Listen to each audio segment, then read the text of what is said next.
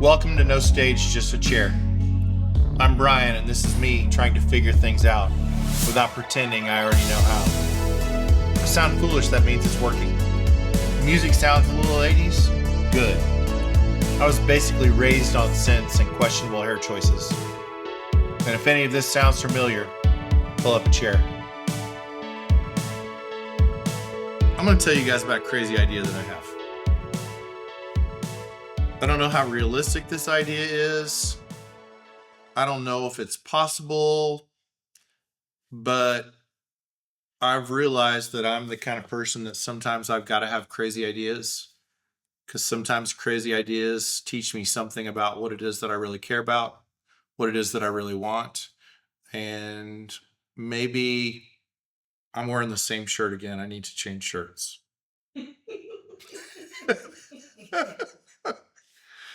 I'm going to go change shirts. Where was I? Matthew McConaughey is a really handsome dude. He just... Have you listened to his podcast? I've heard a little bit of it. Oh my God. He's got a book. Feel free to leave this in there if you want to. He's got a book. I'm gonna try to remember what the book is. He's got a book that he came out with a few years ago. It's called Green Lights. I listened to it on a road trip down to Houston, and it's more or less his biography. It's like his journal. I think he refers to it as his journal, but I listened to it. I don't usually do audiobooks, but I did that audiobook because I wanted to hear it, because I'd been told by so many people that I would really enjoy it. And I listened to it, and all of a sudden I liked that dude so much more, because it's just rich and beautiful and risk taking, and I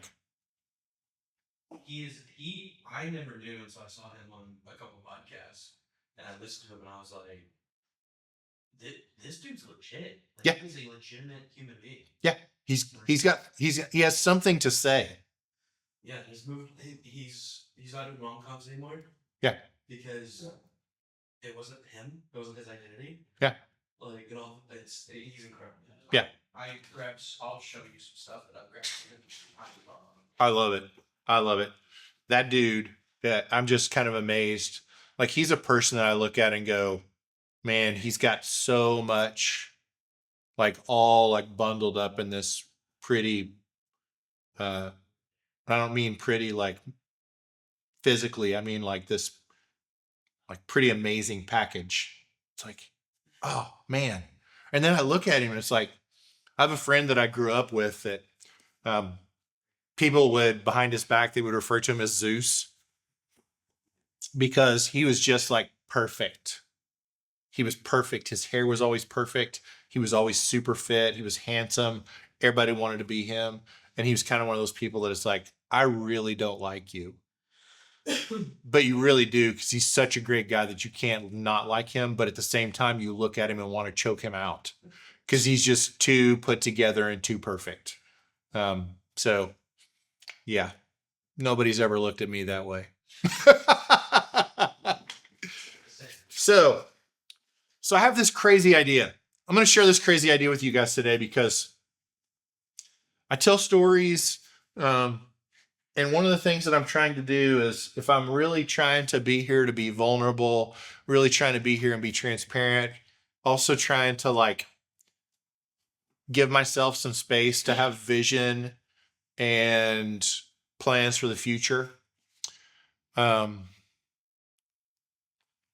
have this crazy idea.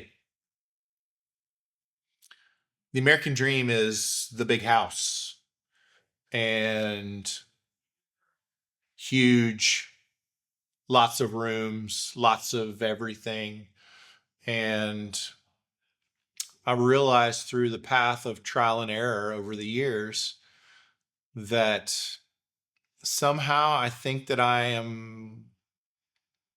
have a different list of desires. I have a different list of things that I really want. And I'm slowly but surely starting to materialize what that means. And I'm going to tell you my crazy idea. I'm not here to say that it's realistic. I'm not here to say that it's practical. I'm not here to say that it's going to happen. I'm not here for any of that. Instead, I'm here to say this out loud so that maybe part of it. This isn't about manifesting, because everybody talks about manifesting things. This isn't manifesting anything. Sometimes I say things out loud to throw them at the wall and see what sticks. This is a little bit of that. So I live in Oklahoma City. Lots of people know that I live in Oklahoma City. My friend Chad, a few years ago, he and I were talking, and he lives in Kerrville, Texas. And this conversation with him is, he's partly to blame for this desire. He asked the question, he said, "What's it going to take to get you to move to Kerrville?" I said, "Not happening, brother. I'm not moving to Kerrville. Lots of reasons." I said, number one, Oklahoma City's my home. Number two, I've got kids at that point. Both my sons were in school, and I'm not uprooting them to go to a new place just because I want to go to a new place. I want them to have some consistency and some roots and some like familiarity in their lives. But when he asked that question, it made me have a different thought. And it was the genesis of this idea of, and this is going to sound so like maybe silly, maybe again unrealistic. If it's unrealistic, so be it. I don't care. This is what I want to do. I'm just going to say I want to do this. I want 5 houses in 5 states. I want 5 houses in 5 states. And I can even tell you where I want those 5 houses in those. I can tell you where I want those 5 houses. I have my home in Oklahoma. That doesn't count. I want a home in Kerrville, Texas. And when I say homes, I don't mean like sprawling, several $100,000 homes. I mean like tiny homes. I mean like maybe it's 250 square feet. Maybe it's 4, 5, 600. Maybe it's like the largest one is maybe 800 or 1,000 out of all of them. It's like several small places. They might be tiny homes. They might be shipping containers. They might be like, they could be a lot of different things, but the thing that I want is like these very small, very deliberate, very selective, very specific footprints in these different places. I want one of them in Kerrville, Texas. I have, because of my life and the way that I've lived my life, I have several friends, and some of them I would put Chad on my short list of one of my most treasured friends that I have. And I would like there to be one there. Not that I need to live next door to him, but so that I can have a ritual, rhythm, routine of some sort of life that can keep us connected over the long haul. Where it's been a rough week, it's been a hard week, it's been a busy week, it's been a full week, or maybe we've got a long holiday weekend, or whatever it is that's happening, and the decision is made on Thursday that we're going to load up in the Land Cruiser and we're going to head down to Kerrville, Texas, which is about 6 hours away from where I live. And we're just going to show up, and whenever we show up, we're going to show up in a place that is also ours. There's something about it that is familiar. There's something in it that is ours, that is personal, that is another version of home. And it might be a king-size bed and 2 bunk beds. It's going to be a small kitchen and a small living room and a big patio that looks out at the stars. And it's probably got a coffee maker. And a very short, very deliberate, very deliberate, very selective list of things that are essentials for that place. But it's a place that we can disappear to for 4 days. It's a place we can disappear to for a month if we want to. It's a place that we can disappear to for a season if we want to. It's a place where we can unplug It's a place where we can shift. It's a place where we can reset. It's a place where we can do all those things. And it's the best word that I can use for it is that we have our home base and then we have constellations that are also part of our ritual, rhythm, and routine. So Kerrville, Texas. Second is somewhere in the area of Albuquerque, Santa Fe, New Mexico. High desert. Very different. It's not Kerrville. Cool nights, hot days, different scenery, different location, different vibe, different everything. But it's another place that is small, that's very select, that's very simplified, and its purpose is also to reset. Another one is, and this may be silly, but there's a little town in Colorado called Blue River, Colorado. It's not where you go skiing. It's not where you go for summer activities. It's not any of those things. It's just a place in Colorado that we could go and get away. We could just disappear. And we could walk out the front door and see a forest and see mountains in the distance and see quiet. And it could be the place that it's winter break from school and you just load up and you go and you disappear until it's time to go back to school. Another one in Smoky Mountains. I've got some of my favorite people in the world live kind of in the eastern part of the United States, in South Carolina, North Carolina, Tennessee, Georgia, Alabama, kind of in that pocket, kind of that Smoky Mountains. Maybe it's in Chattanooga, Tennessee. I have my good friend Caleb that I've known for years and years that has been really encouraging about this podcast and really encouraging about what I'm doing, like just with life. He's been really great. He's one of those people that at this point in his life, he doesn't live in Chattanooga, but that's part of his orbit. And he and I have talked about this, and he's been super encouraging about this thought and this idea. But one of those houses is in the Smokies. And then the last one is kind of my outlier. It's going to be my smallest one. It might be 250 square feet, but it's going to be up in like Massachusetts, New Hampshire, Connecticut, like up in the Northeast. It's the one that we won't be able to drive to most likely. Because of the nature of my work, I have my business partner lives up in that area. We have clients that are up in that area. There are some of those things, and it would be really nice to have that. But also, it's just an entirely different feel than any of the other four. It's entirely different. And what it does is it gives us this constellation of places that we can go.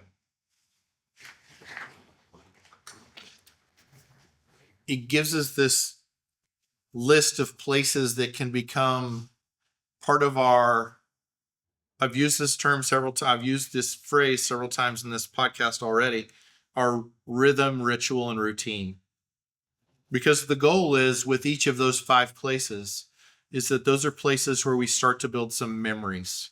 We build them as a family. I'm able to build them as a business person, as an individual. And I'm even going to throw another layer on top of this. I've mentioned Chad several times. Chad comes to me and says, tired, I'm worn out, I'm discouraged. My wife and I need to get away. And I throw him the keys to Smokies. And I tell him all I ask is bring some groceries. And when you leave, make sure the dishes and the bedding is washed. That's all I care. That's all I ask. Go. Let this be a gift that I can give you as one of my most cherished friends that can be a reset for you in the same way it's a reset for me. And what happens if my youngest son one day comes home from college and it's spring break and he says, can I have the keys to Blue River? Here's keys. Take some groceries, wash the bedding when you leave. one of my sons gets married someday, and on his first anniversary, because we're all broke when we're first married, and he says, we want to get away for our anniversary. Here's the keys to New Hampshire. Go. This becomes this resource, this place, this reset, this celebration, this getaway, this haven, this constellation that becomes part of our lives collectively, not just for myself, but for my family, not just for my family, but for my community. I'm sitting here talking in this podcast, and I'm looking at my friend Taylor over here pushing all the buttons, making sure that all the magic happens. And I'm thinking, if Taylor says, we want to get away, I won't be able to throw the keys to him fast enough, because the answer is yes for those things. And I think it actually is beneficial to me and the people around me. And that doesn't mean that I open it up to everybody, but it means that those that are connected, those that are part of my life, those that are my people, this is something that I can do that empowers all of us. And you know what would be crazy? What if in the midst of that crazy idea, somebody else gets a similar crazy idea and they have their 5 houses in 5 places? And they come to me and they go, hey, can I go to New Hampshire? I've got this house in Taos. Swapping keys, going, whatever that looks like. And I know it sounds maybe wholly idealistic, maybe wholly unrealistic, maybe wholly foolish. But what if I build a life that has rituals, rhythms, and routines, and the purpose of one of them is just rest? What if I have a crazy idea and part of it is to facilitate rest and reset? I have a guy that I knew. His dad was getting older, and he was retired, not really terribly busy, didn't really get out a whole lot. And my friend told his dad, he sat down and he had this very unusual conversation that I really love. The unusual conversation was this. He sat down with his dad and he said, hey, Dad, when you die, I'm buying a lake house with whatever I inherit from you. It sounds like, oh, okay, this is a weird conversation.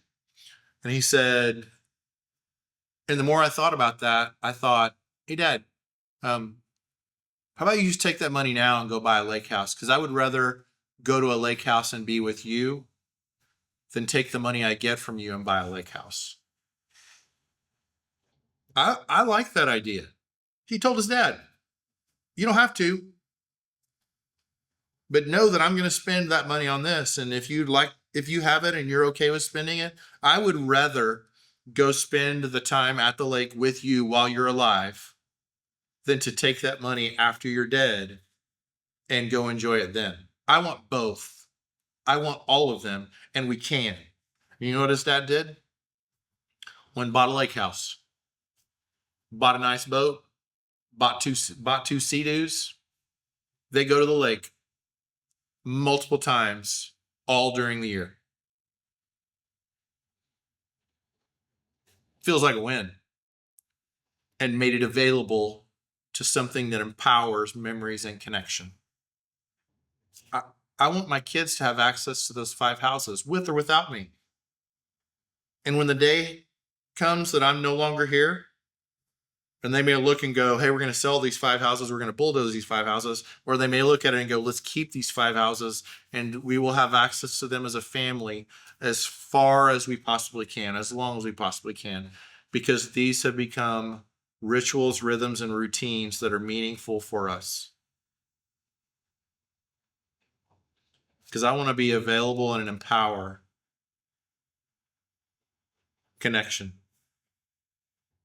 I don't need a house that is my home. I would rather have houses that are our houses. New Mexico, Texas, Colorado, Tennessee, New Hampshire, each one within reach. Each one drivable except for New Hampshire. Each one of them drivable. Each one of them ready for a road trip. Each one of them available. Each one of them possible.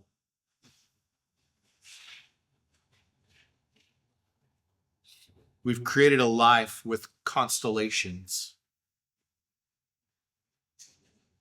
It's not a location. It's a place where we can have rhythm, ritual, and routine. And in each of those places, there are elements of ourselves. There's an element of me that exists in Kerrville, Texas. There's an element of me that exists in Albuquerque, New Mexico. There's an element of me that lives in Blue River. There's an element of me that lives in Chattanooga. There's an element of me that lives in New Hampshire. There's an element of me in all those places, and in touching all those places, and in being engaged in all those places, and in enjoying the trips to all those places, and in being able to reset in all those places, I'm able to continue to remember who it is that I am. And it doesn't mean that everybody needs this. I'm saying for me, as a person who has traveled for a living for a very long time, who is inspired and engaged by travel, by new scenes, by new sights, by new places, that I can take an element of what is new and take an element of what is familiar and blend them together into constellations that empower remembrance. I think that's what it is. I think that's what it is. I'm not entirely sure. But I know that I want to have places that my sons can call home. I want to have places that my friends can call respite. I know that I want to have places that I can call reset, and also places that I can get refreshed. Because sometimes I need refreshing. And the reason that I'm sharing all this is because, and I really do believe this. Whenever we start to identify these desires, these things that something kind of lights up inside of us, something kind of fires up inside of us, that's an opportunity for us to start to identify direction. Because even if I don't ever have 5 houses, even if I don't have 5 houses in 5 states, dreaming, wishing, engaging, directing, all those things, it becomes more and more evident that there's something in that is rich and is a part of me. It's an important piece of who I am. And it's not Chattanooga. It's not Kerrville. It's not any of the places. It is the purpose behind those places. It is looking at those houses, and they're not just houses. They are places of respite. I'm looking at those houses, and those are places of being refreshed. Those are places of healing. Those are places of regeneration. Those are places of all those things. And whenever I get excited about those places, it's because I'm getting excited about what they mean. So the thing that I have to do when I find excitement is I have to go, what is it that's underneath it? That is the reason why it motivates me, why it drives me, why it excites me, why does it make my heart beat faster?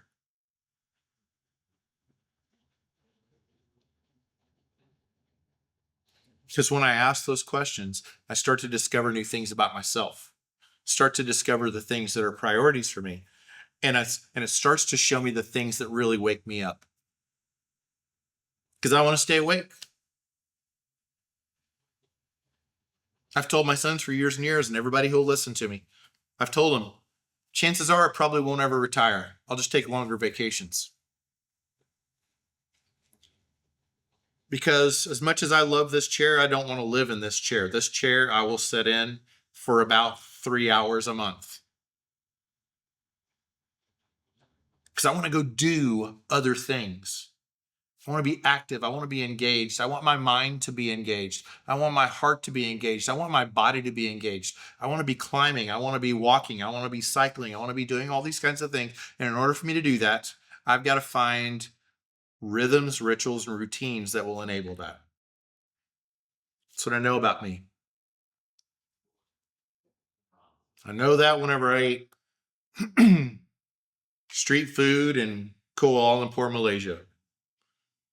I knew that whenever I ate in the square in Kyiv, Ukraine. I knew that when I had duck tongue soup in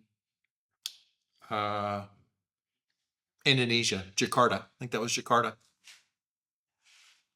Because there were these things that were awakened.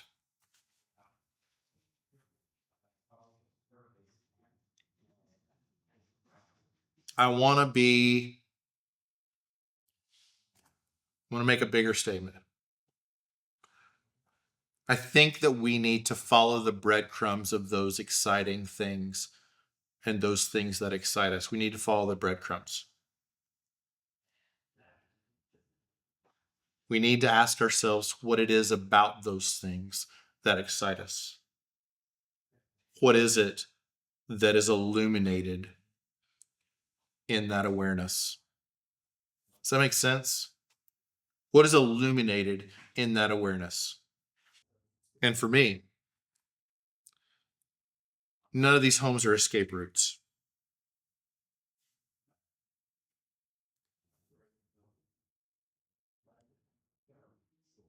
I want those rhythms, rituals, and routines because I want them to be places of return.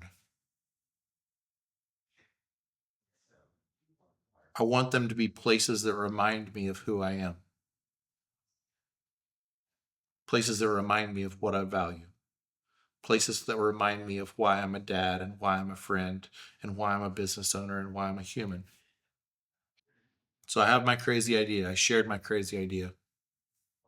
Maybe it's entirely unrealistic and I don't really care. Because this is a dream that excites me. In the midst of exciting me, I want to figure out what the next right step is towards seeing if that should really happen. It's where I'm headed. And as time passes, we will start to discover what's real and what's underneath it. And what are again, this is my thread for this entire day. It's that thin red line that connects all these things that really drive us. And this is where I say it tidy before you assume that it was. This is where I say it messy before you assume that it was tidy all along. See you next week.